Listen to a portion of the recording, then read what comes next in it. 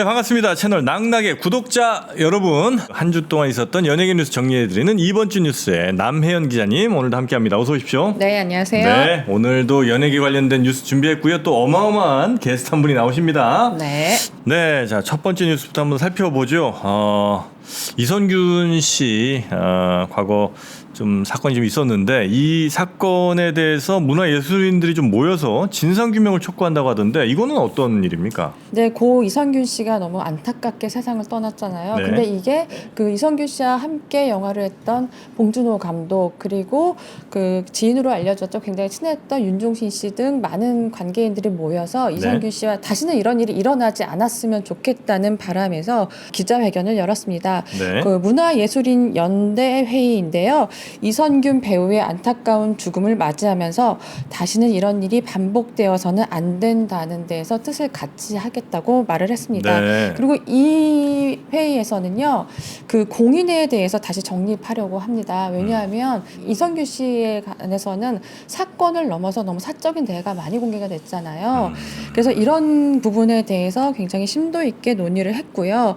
그리고 앞으로는 뭔가 사건이 터졌을 때 네. 약간 자신의 감정을 드러내는 데에서 좀 약간은 좀 우리들이 좀 성숙한 문화를 가져야 되지 않을까 약간 그런 지점도 있습니다. 그렇지만 이게 사실은 시작이잖아요. 이게 아직은 초반이 시작에 불과하지만 앞으로도 네. 좀 이런 사건을 계기로 이제 문화예술인에 대해서 조금 바라보는 시각이 달라져야 된다고 네. 생각을 합니다. 몇몇 아마 지점들이 논의가 좀 되고 있는 것 같은데 먼저 네. 하나는 그들이 이야기하는 공인은 대체로 공적인 업무에 좀 있는 사람들이라는 개념이 강한 반면에 우리는 연예인들을 공인이라고 이렇게 치부해서 그렇죠. 네. 공인이라는 기준으로 시청자들이 알지 않아도 될, 독자들이 굳이 알지 않아도 될 것 같은 그런 이제 보도들까지 너무 많이 난무하다 보니까 이 공인에 대한 좀 개념을 다시 한번 쓰자 이런 것도 하나 있는 것 같고 뭐 수사를 하는 데 있어서 정말 문제가 없었는지에 대한 진상규명 뭐 네. 이런 것들도 아마 이번 모임에서 이야기를 좀 한 것 같네요. 네. 하여튼 이번 사건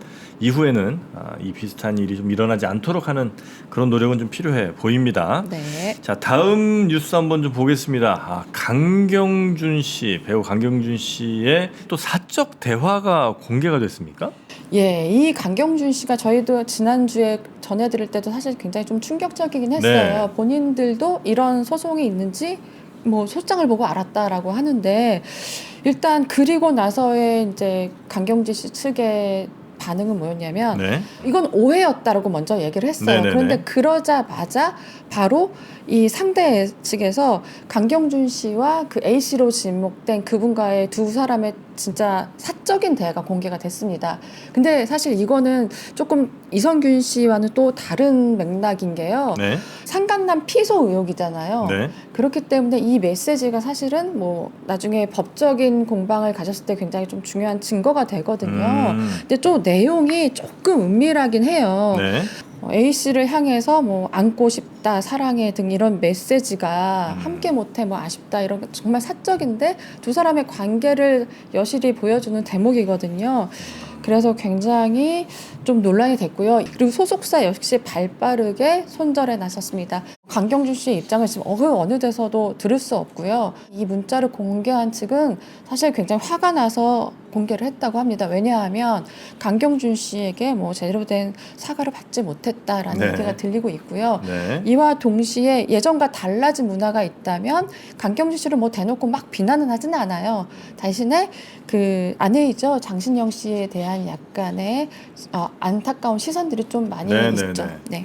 이 강경준 씨가 또 다른 여성과의 이런 부적절한 관계가 좀 있었다고 이제 피소를 좀 당한 상황이고 그리고 이 문자 메시지 아주 은밀한 내용의 문자 메시지까지 지금 대중에 공개된 그런 상황인 건데 원래는 말씀하신 것처럼 강경준 씨 소속사 측에서 물론 뭐 이건 도저히 커버칠 수 없는 일이라 하더라도 어쨌든 강경준 씨의 입장이든 무엇이든 책임을 좀 지고 어쨌든 자신들의 아티스트라면 마지막 뭐 계약 해지하고 끝나는 순간까지도 책임을 좀 지는 모습을 보였어야 되는데 외면만 해버린 모습이 조금은 무책임해 보인다라는 얘기를 좀 해주신 것 같습니다. 자, 그리고 미국에서 지금 CES 2024가 이어지고 있는데 여기에 지드래곤 권지용 씨가 갔어요? 저는 진짜 요즘 지드래곤 씨를 보면요. 네. 와, 이렇게 파격 행보 그리고 굉장히 옳다고 봐요. 정말 이례적이고요. 네. 마약 채취 재단 설립이에요. 이번에는 그 세스 2024 현장에 등장을 했어요. 네. 근데 이게 저는 와, 지드래곤 씨 왜 갔을까 너무 궁금했는데 네. 지드래곤 씨의 새로운 소속사 있죠. 네. 갤럭시 코퍼레이션 이 자체가 이 회사가 인공지능과 메타버스 콘텐츠를 만드는 회사예요. 아, 소속사가? 네. 아, 그래요? 그렇기 때문에 이 회사의 일원으로 여기에 참석한 건데요. 아하. 예상치 못한 곳에 드러났고 사진도 너무 좋잖아요. 방문만 하더라도 사실 홍보 효과가 꽤 아유, 크죠. 엄청나죠. 네. 다들 그래서 이런 질문도 던졌었어요. 지드래곤에게 어떤 부스가 가장 인상적이냐라고 질문을 했더니 네. 아직 둘러보는 중인데 한 군데만 보르면 안 될 것 같다라고 현명하게 답합니다. 보니까 뭐 그 볼리 같은 것도 이제 이 동그란 공처럼 생긴 그 인공지능 로봇 같은 건데 그것도 굉장히 화제가 좀 많이 되고 있고 네. 그걸 아마 권지영 씨도 예, 좀 예. 본 것 같고 그다음에 알파블이라는 게 이제 LG의 뭐 전기차 원래 이제 전장 쪽 소개하는 그런 건데 이제 그 전기차처럼 꾸며놨거든요. 그 안에도 아마 탑승을 좀 해보고 또 꽤 많이 네. 누리고 있는 것 같기도 합니다. 우리 3프로 기자도 한 명 가 있습니다 거기에. 오. 네, 권지용 씨 혹시 네. 사진 촬영했는지 한번 제가 여쭤보도록 하겠습니다. 네. 자 그리고 하나 좀 축하할 만한 소식이라는 게 스티븐 연 씨가 네. 한국계 배우 최초로 미국 네. 골든글로브에서 주연상을 탔습니까? 예, 나무주연상을 받았고요. 그래요? 아시아계로는 최초고 2월에 열리는 미국 배우 조합상 TV 부문에도 네. 나무주연상 후보에 올랐는데요. 아마 지금의 분위기로 봐서는 네. 굉장히 희소식을 안기지 않을까 하는데요. 수상도 수상이지만 스티브 연의 수상 소감이 좀 화제가 됐어요. 네. 왜냐하면 이렇게 수상 소감을 했을 때 딱 마이크를 들이대면 뭐 그동안에 뭐 연출을 뭐 맡아주신 누구 고맙습니다. 사실 이름 나열하기 정신이 없잖아요. 근데 네. 스티브 연은 좀 달랐습니다. 평소 내가 나 자신에 들려주는 이야기는 고독과 고립에 관한 것이었는데 이곳에서는 이런 순간을 맞으니 모두를 떠올리게 된다. 네. 매우 신기하다고 얘기했고요. 그리고 사랑꾼이죠. 그리고 아내에 대해서도 얘기했어요. 사랑한다. 당신은 나의 힘이다라고 애정을 드러냈는데요. 그 뭔가 좀 달랐던 소감이라서 그런지 계속 또 화제가 됐었습니다. 네네네. 스티븐 연 씨 나왔던 거 굉장히 재밌게 봤는데 네. 정말 뭐 연기 잘하는 배우고. 네. 네. 자 그러면 이제 오늘 귀중한 초대 손님 한번 모셔야 되겠네요. 네.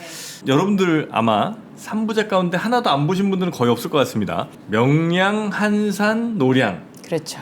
이순신 3부작 시리즈 저는 3개 다 봤습니다. 확실합니까? 2번씩 봤습니다. 특히 저는 명량보다 한산 더 좋아했고요. 네. 한산보다 노량 더 좋아합니다. 갈수록 저는 더 좋아합니다. 네. 그 영화를 감독한 그 영화를 만든 김한민 감독 토탈 3천만 관객의 우리 김한민 감독님 모십니다. 네. 어서 오십시오. 아유, 감독님. 안녕하세요. 네. 아유 반갑습니다. 반갑습니다. 네. 반갑습니다. 야 3천만 이거 전에 누가 한 사람 있나요? 생각을 안 해봐가지고. 없어. 왜냐면 네. 물론 뭐 다 토탈로 하면 3천만 넘는 사람도 있을 수 있어요. 뭐 그러나 한 시리즈로 3천만 간 사람이 어디 있냐는 거예요. 대단합니다. 장군님 덕분에. 아유 이순신 장군. 일단 이 영화에 대해서 정말 많은 이야기들이 이미 뭐 개봉 전부터 또 개봉 직후 어마어마하게 나왔습니다. 이런 얘기는 오늘은 다 걷어내고 정말 이 영화의 엑기스 이야기만 좀 나눠보도록 하겠습니다. 네, 알겠습니다. 이 영화 네. 일단 저는 약간 부제가 좀 마음에 안 들었습니다. 죽음의 바다. 예. 이제 저는 시리즈니까 어떤 통일성을 중요시하거든요. 한산에서 거북선 등장 이렇게 했으면 지금 죽음의 바다 전 좋아요. 근데 이 편은 용의 출연이었단 말이죠. 그럼 이번에도 뭔가 좀 메타포적인 그래서 뭐 죽음의 바다가 아닌 뭔가 검은 바다라든지 이렇게 갔으면 저는 만족입니다.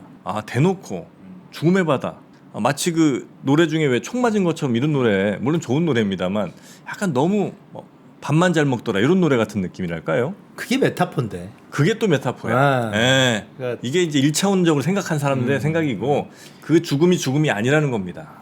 그 죽음이 과연 이순신 장군의 죽음만이었을까? 아하. 이런 어떤 것들을 이제 같이 이제 네. 중의적으로 보여주는. 맞습니다. 네, 그 얘기를 그런 제가 게 이끌어내기 있죠. 위해서 제가 이렇게 바보 같은 척했습니다. 저 영화 2번 봤어요. 왜 극장에서만. 세 번 안 보시고. 그렇게 천만 가실 겁니까? 많은 이번 분- 주말에 가셔야죠. 이번 주말에 가셔야죠. 네. 근데 네. 농담이 아니라 네. 그러니까 3번은 봐야 되는 게 첫 번째 봤을 때는 네. 이제 전체적인 골격 따라가기, 틀을 따라가기. 맞습니다. 그다음 두 번째는 이제 이야기의 디테일 보기. 네. 그리고 세 번째는 메시지를 되새기기. 한 번 더 봐야 되는구나. 자, 우리 저 기자님 몇 번 봤죠? 저 한 번 봤습니다. 아하. 죄송합니다. 아니 저는 근데 무대 인사를 가서 봤어요. 아이 그게 중요합니까? 아우. 이 영화의 메시지를 봐야죠. 아니 그렇지만 배우들도 되게 중요하거든요. 저는. 에이. 아니 저는 근데 김한민 감독은 왜 대체 이순신일까? 어릴 때부터 뭔가 꽂혔을 거란 말이죠. 전 그거 되게 궁금해요. 의외의 답변을 드릴 수 있는데 네. 참 이게 단순한 질문인데 또 단순한 답변이면서 사실 이번에 처음 하는 답변인데 네. 마음 둘 이념도 없는 시대 그리고 또 마음 둘 인물도 없는 시대에 네. 어떻게 보면은 우리 장군님 이순신 장군님을 생각하고 그리고 그 인물을 바탕으로 해서 이야기를 흥미진진하게 만들면 그러면 그건 좀 관객들이 많이 찾지 않을까 네. 뭐 이런 생각도 있었고 네. 뭐 그런 것들이 사실 왜 이순신이냐에 솔직한 답변을 뭐 드릴 수가 있을 것 같아요. 저는 그런 의미에서 이런 생각도 해봤어요. 이게 이순신에 올인한 분이잖아요. 감독님은. 뭐 한 10년 그렇기 때문에 하게 되더라고요. 내가 네. 그리는 이순신은 여러 가지 모습이어서 배우도 여러 명을 계속 연이하지 않았나. 그런 이유였나요? 맞는 이야기인데 이것도 이제 참 그러니까 어떻게 보면 시리즈라는 게 네. 배우를 바꾼다는 것은 상상을 못 하잖아요. 네. 그렇죠. 예, 그래서 특히 헐리우드나 이런 쪽에서 최근에 이제 드니 블레브 감독하고 그 대담에서도 네. 어떻게 그렇게 할 수 있었냐. 네. 근데 그 자기는 그게 굉장히 탁월해 보였다. 그래서 그거는 내가 대담해서가 아니고 이순신 장군이라는 구체적인 인물이 역사 속에 실존했기 때문에 맞네. 그 인물을 가지고 세 배우가 각자의 어떤 그 특색과 장점을 발휘해서 그 해전에 맞게끔 하면 되지 않겠느냐 네. 그렇게 생각했다라고 했죠. 그러니까 이제 아이언맨 같은 경우는 쭉 저 가잖아요. 토니 스타크 누구야 그 로버트 다우니 로버트, 주니어가 그냥 아이언맨인 건데 네. 우리에게는 이순신이란 아이디어란 어떤 사람이 있어 이미 거기에 얼굴을 바꿔서 넣어도 이순신이 될 수 있는데 다른 데 같으면 얼굴 바꾸면 바로 그냥 사람 자체가 바뀌어 버리니까. 그럼요. 그러니까 완전한 픽션의 어떤 가상의 인물이라면 그렇게 하기는 힘들었겠죠. 아 대단합니다. 자 그러고 이 네. 이순신 3부작 저는 이제 마지막 네. 편 특히 이제 노량 네. 노량에서 그 저렇게까지 끝까지 밀고 나갔어야 되나. 그러니까 예를 들면 그 이순신 장군이 왜 그런 얘기 하지 않습니까? 저 외놈들을 끝까지 한 놈까지 항복을 받아내지 않으면 이건 끝나지 않는다.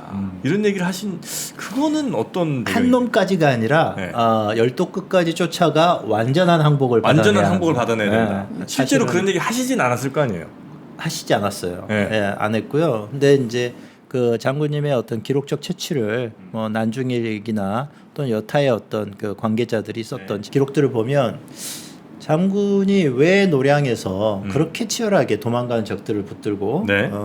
싸우셨을까? 심지어는 자기의 목숨까지 바쳐가면서라는 것을 봤을 때 기존의 어떤 뭐 역사학자들이나 네. 또는 연구가들의 내지는 사회적인 어떤 그 이순신 장군의 노량해전을 해석하는 방식은 도망가는 적들을 응징해서 7년 동안 우리 산천을 유린했던 자들에게 복수를 하고 네. 후대에 네. 다시 감히 우리나라를 재침할 수 없게끔 하기 위해서 장군께서 열심히 그렇게 치열하게 싸우셨다라고 하는데 물론 맞는 이야기예요. 네, 맞는 네, 네. 이야기인데 과연 그걸로 이 노량해전의 의미를 그렇게만 얘기할 수 있을까? 뭐 이런 생각이 이제 강하게 들었어요. 그리고 네네네. 그거는 내가 노량해전을 만들면서 이 부분 때문에 내가 이 해전을 만든다라고 해도 과언이 아닐 어떤 그 내 나름의 직감적인 또는 굉장히 이렇게 스스로 전율해 오는 그런 이제 답을 얻었는데 네. 뭐 결론이자 답을 얻었는데 그거는 어떻게 보면 전쟁이라는 것은 승패가 있게 마련이고 네네. 그리고 도망가는 어떤 적들은 패배한 적들이고 그렇다면 그들에게 뭔가 종전의식이나 항복의식을 반드시 받아내어야 한다. 그러기 위해서는 네. 마지막 싸움을 더욱 치열하게 할 수밖에 없었다. 라고 생각이 너무 강하게 얘기해 보더라고요. 근데 그런 부분들을 어떤 분들도 얘기를 하지 않아요. 단지 장군님이 살아계셨더라면 그렇죠. 무능한 임금을 이겼겠지. 얻고 예. 되었고 뭐 혁명을 좀 하셨으면 얼마나 좋았을까. 내지는 이제 전후에 네네. 자기가 당할 고충을 미리 계산하시고 자살하셨다 일부러. 심지어 그런 얘기도 있어요. 네. 맞아요. 그래서 네. 그런 얘기가 굉장히 강력하게 많이 있었죠. 아. 그 노량해전의 의미를 장모님이 내려주셨는지는 모르겠지만 어떤 기록적인 채취 속에서 그것들을 분명하게 네, 느꼈고 그리고 그렇게만 했더라면 네. 우리가 그 뒤에 정확하게 한 300년 뒤에 결국은 일제강점기, 네. 분단, 독도는 우리 땅 이런 이야기 자체까지도 구체하게 하지 않아도 되지 않았을까라는 생각을 하는 거죠. 네네네. 그런 아쉬움이 좀 묻어 있는 연출이시군요, 그거는. 아니요 아쉽지는 않아요. 아쉽진 왜냐하면 않아요? 그거는 네. 너무나 노량에서 명료하게 얘기를 던지고 심지어는 광해 세자를 등장시켜서까지도 맞아요. 또 그 이야기를 다시 한번 또 하니까 그래서 그런 것이 노량의 의미고 그랬기 때문에 그 치열한 해전을 결국 그렇게 장시간 동안 네. 아주 디테일하게 그리고 내 스스로도 연출자로서도 치열하게 그 해전을 묘사를 하려고 했던 거죠. 아니 그리고 저는 그 북 장면이 굉장히 또 명장면 아니겠습니까? 이제 마지막 장면과 또 붙어서 와 요거는 제가 보면서 그 사실 우리는 모두 알고 있잖아요. 이순신 장군이 그 외적의 그 흉탄에 맞아서 돌아가신다는 걸 알고 있는데 한 3번 속았어요. 처음 볼 때. 맨 처음에 그 피를 토하실 때 맞으셨나? 그 의도하신 거죠 그것도? 우리 속인 거죠? 장난치신 거죠 조금? 거기서는 속이려고 하지 않았고 그래요? 본격적으로 속이는 건 첫 번째 총탄 때 이제 확실히 속이려고 네, 했고 요거 한번 하셨고 네. 그 다음에 이제 제가 언제 그걸 딱 깨달았냐면 그 북치는 자세가 팔. 김윤석 배우는 약간 그 야구 스윙이에요. 맞아요. 야구 스윙으로 휘두르시고 그건 다 똑같이 바꾸냐 진짜. 네, 그 다음 분은 좀 다르더라고요. 그래서 그 뒷모습에서 딱 이렇게 깨달았는데 한 1-20%의 관객분들 예리한 분들은 깨달으실 거다라고 네. 생각했죠. 그 의도 하셨구나. 80-90%의 또 관객분들은 네. 이순신인가? 다시? 아닌가? 아. 이러면서 저는 헷갈리게. 내내 네. 그 사운드가 굉장히 크게 울리잖아요. 북소리. 네. 근데 그 북소리를 사실 점점점 들으면서 이제 이 북소리로 이제 힘을 내서 사람들이 싸우잖아요. 그때 처음엔 전 좀 힘들었어요. 그러다가 이게 점점점 짙어지면서 저도 되게 신이 났어요. 네, 그런 좀 효과가 있었어요. 그 북소리가 가장 그냥 다른 어딘가에서 내는 소리 중에 우리 심장 소리랑 좀 비슷한 것 같은 느낌이 좀 있더라고요. 그것도 있고 네. 그다음에 또 그만큼 그 전장의 그 장수들이나 장졸들에게 네. 그 안심을 시켜주는 효과가 있어요. 아군의 우리 대장이 이곳에 이렇게 계속 북을 치고 계신다. 상주하고 북을 치고 계신다. 너희 뒤를 이렇게 지키고 계신다. 지키고 있다. 네. 열심히 싸워라라는 게 보통은 그게 비주얼적으로 깃발 그쵸. 아니면 이제 어떤 소리인데 네. 그 사운드 소리를 이제 노량에서는 네네. 장군님이 이제 독전의 어떤 의미로 그리고 안심하고 싸워라라는 어떤 의미로서 북을 열심히 치셨죠. 네네. 결국 북치다가 이제 돌아가셨고. 아니 그 참 지금 이제 물론 많은 분들이 보셨습니다만 안 보신 네. 분들도 있을 거 아닙니까? 그분들을 위해서 이렇게 매력적인 배우들이 이렇게 나온다는 거 한번 저 알려주실 수 있을까요? 그 앞에 저 판때기 보면 네. 거기 이제 한번 뒤집어 이게 보세요. 뭐죠? 거기 이제 등장 인물들이 나오거든요. 거기 이제 뭐 이렇게 왜 조선 붙여놨네요. 명편으로 나옵니다. 네. 거기 이제 주요 등장 인물들 한번 좀 짚어주시면, 이렇게 뭐 거기 이제 허준호 씨 같은 경우는 명의 그 부도독인가요? 이렇게 이제 아마 등장을 하고, 네 그리고 김인석 씨는 뭐 당연히 아실 것 같고, 뭐 이렇게, 뭐 이렇게. 정재영님 아주 좋았습니다. 정재영. 우리 질린 칭찬이 진님. 많죠? 예. 네. 제일 등장인물 중에 우리 감독님께서 매력을 느낀 인물은 물론 이제 이순신 네. 제외. 누구예요? 항해 준사. 네, 준사. 예.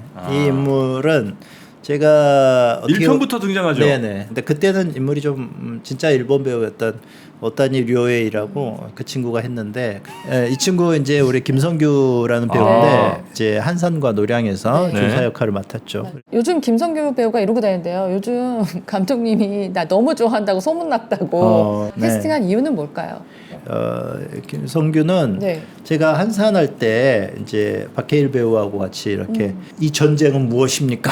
하고 묻는 장면이 있어요. 그리고 이제 우리 박해일 배우가 분한 이순신이 대답을 하죠. 의와 불의 전쟁이다. 그러니까 나라와 나라의 싸움이 아니고 말입니까? 그러니까 그렇다라고 이야기를 하죠. 네. 탁 무릎을 꿇고 저를 받아주소서. 라고 그 장면을 찍는데 내가 커트하고 나서 성규야 너하고 같은 시대에 내가 영화를 하고 있어서 영광이다 이런 말을 나도 모르게 했어요. 그 정도로 잘했군요. 예, 와, 그 눈빛과 그 섬세한 몸의 액션과 그리고 그 바닥에 이렇게 모래를 싹 감아지면서 하는 그 액션과 이런 것들이 너무 진정성이 느껴져가지고 야 그래 항해를 하기 위해서 이순신 장군의 그 대의에 이제 넘어오기 위해서는 저런 진정성이 있어야지. 그러니까 이제 우리 박해일 배우도 정말 연기파 배우고 그럼요. 연기 네. 잘하는데 저는 사실 박해일 씨를 네. 제일 좋아했어요. 아 그래요? 세 분 중에. 음. 네. 진격하라. 발포하라. 발포하라. 발포하라. 진짜 잘하는데요. 딱 그냥 소리도 안 지르고.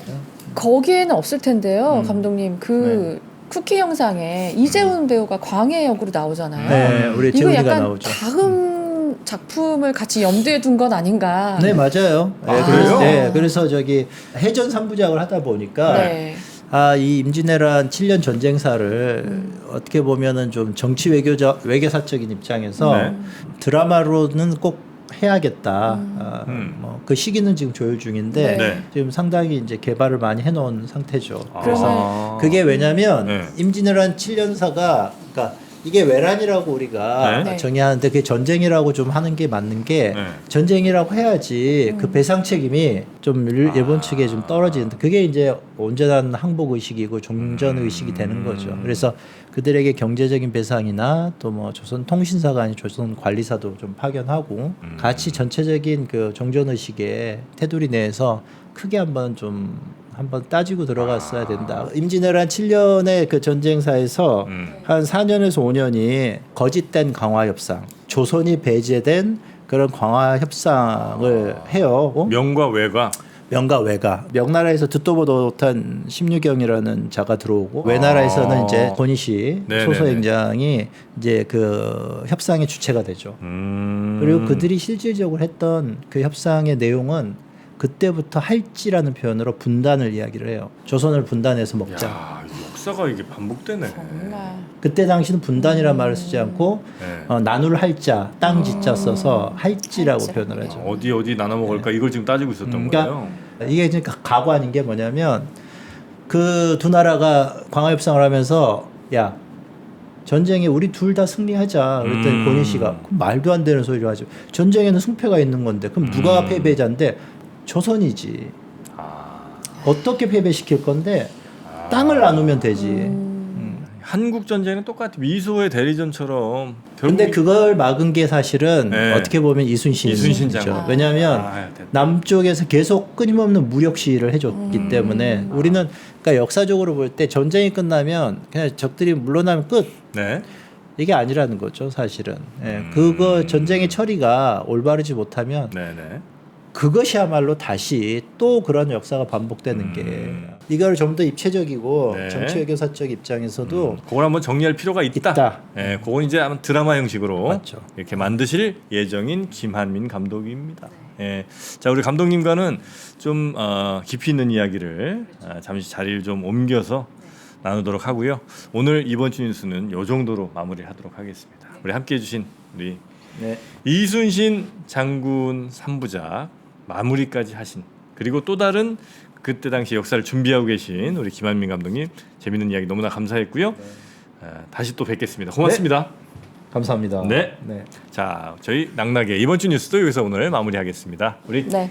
기자님도 고생 많으셨고요. 네. 우리 또 딴 데로 좀 옮겨가요. 네, 옮겨가요. 네, 고맙습니다. 네.